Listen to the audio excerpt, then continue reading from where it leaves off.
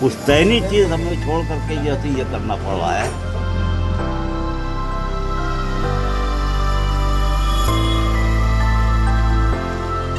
मोदी सरकार ने corona virus को फैलने से रोकने के लिए देशव्यापी लॉकडाउन की घोषणा कर रखी थी। इस लॉकडाउन के चलते देश में बड़ी बड़ी इंडस्ट्री और मिल रुक गई थी। ऐसे में लघु कुटीर उद्योगों का क्या हाल हुआ है, इसका अंदाजा आप इस खास रिपोर्ट को देखकर लगा सकते हैं।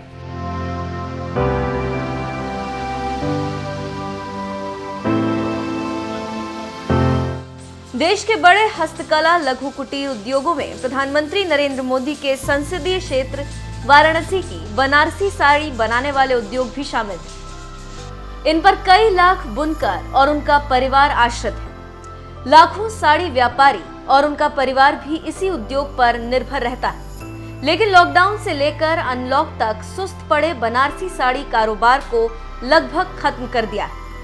लिहाजा बुनकरों की मांग है कि जब सरकार किसानों को आर्थिक मदद कर रही तो हमारी भी मदद सरकार को करनी चाहिए। वाराणसी के लगभग 1 दर्जन बुनकर बाहुल्य इलाकों में लाखों की संख्या में बुनकर और उनका परिवार हैंडलूम और पावरलूम पर काम करता है। ऐसे में कोविड-19 की महामारी के संकट के दौर में पहले से ही हताश निराश बुनकर अब बदहाली की पराकाष्ठा पर पहुंच चुके हैं। बुनकरों के हालात जानने के लिए प्रधानमंत्री नरेंद्र मोदी के संसदीय क्षेत्र के बुनकर बहुल इलाके जलालीपुरा का हाल जाना। यहाँ रहने वाले 82 वर्षीय बुनकर सरदार शमसुद्दीन ने ईद के त्योहार के लिए बीवी के गहने तक बेच डाले। कहना क्या चाहते हैं, हम लोग बुनकरों के लिए या कोई किसी के लिए भी कारोबार होना चाहिए, हाथ को फैलना चाहिए, टाइम से भोजन मिलना चाहिए। और इस वक्त ऐसा हो गया है कि जैसे ज़िंदगी बसर बुनकर कर रहे थे, हम ही नहीं तमाम बुनकर की बात कर रहा हूँ, जैसे वो ज़िंदगी को बसर कर रहे हैं, बस कर रहे हैं। हम लोग जलालीपुरा में रह के जलील हो रहे हैं, जलाल की ज़िंदगी जी रहे हैं, क्या करें हम। तो आपको गहना भी बेचना पड़ा? हमारे औरत को गहना बेचना पड़ा। हम कहा भैया आप बूढ़ हो चुकी हैं, आप पहनते नहीं, इसको बेच दीजिए। पर जो काम से लेकर रमज़ान का महीना था, ईद का महीना था, उसी में से ख़त्म हो गया। 1 महीना हो रहा है, फिर त्यौहार बीते हुए, अब कैसे जुगाड़ होगा, क्या होगा, अल्लाह देखेगा। ये मोदी जी का हमें कोई उम्मीद नहीं सुना रहा है। ये सतेलापन कर रहे हैं हमारे साथ, सब बुनकरों के साथ सतेलापन कर रहे हैं। कहना ये चाहते हैं कि गवर्नमेंट तो बहुत सी बात का ऐलान कर रही है कि हम सहयोग कर रहे हैं, मगर हम लोग के कुछ अब तक मजदूर हैं, 4-5 लड़के हमारे यहाँ काम बंद है 3-4 महीने से और कोई सहायता नहीं। हमारी औरत का कुल्हा टूटा, ऑपरेशन हुआ, भी लॉकडाउन में अस्पताल सब हॉस्पिटल बंद हो गया और खुला है तो अब पैसा नहीं है, कहाँ से दिखाएं।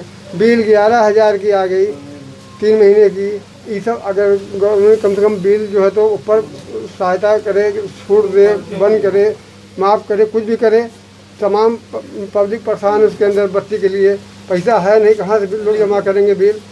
हम खाली अपने लिए नहीं करें, सबके लिए, मतलब जो गरीब आदमी है उसके बिल माफ़ होना चाहिए। इस वक्त साल बाद गवर्नमेंट बंद कर दिए से लॉकडाउन करके, तो फिर कहाँ से होगा, मजदूरी करेंगे नहीं, कहाँ से देंगे लोग। तो इस 3 महीने में कोई कारोबार नहीं हुआ? एकदम कुछ नहीं, तो लॉकडाउन में कहाँ से कारोबार चलेगा। वहीं इस इलाके में एक सब्जी बेचता युवक दिखा। जब उससे बात किया गया तो पता चला कि 24 साल का न्यास बुनकर है। हर तरह के कपड़े बुन लेता है, लेकिन अब उसके इस हुनर की जरूरत किसी को नहीं, क्योंकि काम है नहीं, इसलिए अब उसने सब्जी बेचना शुरू किया। कभी रोज के 300-400 कमा लेने वाला न्यास 100-150 पर गुजारा कर रहा है। यही सब कुछ करते नहीं, यही सब दुकान लगाए हैं। पहले बुनकारी करते थे? कितने साल हो गए बुनकारी करते हुए? हो गया 5 साल। 5 साल। तो क्यों छोड़ दिया बुनकारी? तो ये नहीं है काम धंधा। तो कितना कमा लेते थे बुनकारी जब करते थे? दाल रोटी चल जाती थी। और अभी क्या स्थिति है? अभी तो आप देख ही रहे सब कुछ जो चल रहा है। कितने लोग हैं जो बुनकारी छोड़कर दूसरे काम? बहुत लोग छोड़े हैं। वापस लौटेंगे बुनकारी में? उधरेगा तो लौटेंगे नहीं, तो वरना फिर यही बना लगे रहेंगे। ये दुकान हमारी जो है तो लॉकडाउन लगने के 15-20 वर्ष के बाद क्यों खोलना पड़ा ये? भाई मजबूरी है, हमें अपना ताना बाना छोड़ करके जो है तो पुश्तैनी चीज़ हमें छोड़ करके जैसे ये करना पड़ रहा है एक बच्चों के पेट पालने के लिए। ये तो मजबूरी है हमारे लिए। तो कोई क्या कहेंगे अब? बाकी बुनकरों की भी यही हालत है।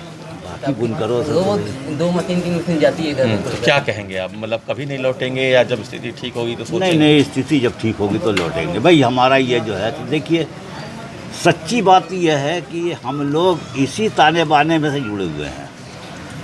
आज हम जो है तो इसमें लगे हैं, कल हमारा जो सही होगा तो फिर हम उसमें जाएंगे। ये नहीं है कि हम इसी में लगे रहेंगे, ऐसी बात नहीं है। गौरतलब है कि एक तरफ प्रधानमंत्री नरेंद्र मोदी आत्मनिर्भर भारत की बात कर रहे हैं, लेकिन उनके ही संसदीय क्षेत्र में पहले से आत्मनिर्भर रहे बुनकरों की स्थिति अब काफी बदहाल हो चुकी है। वाराणसी से शिवम गुप्ता की रिपोर्ट।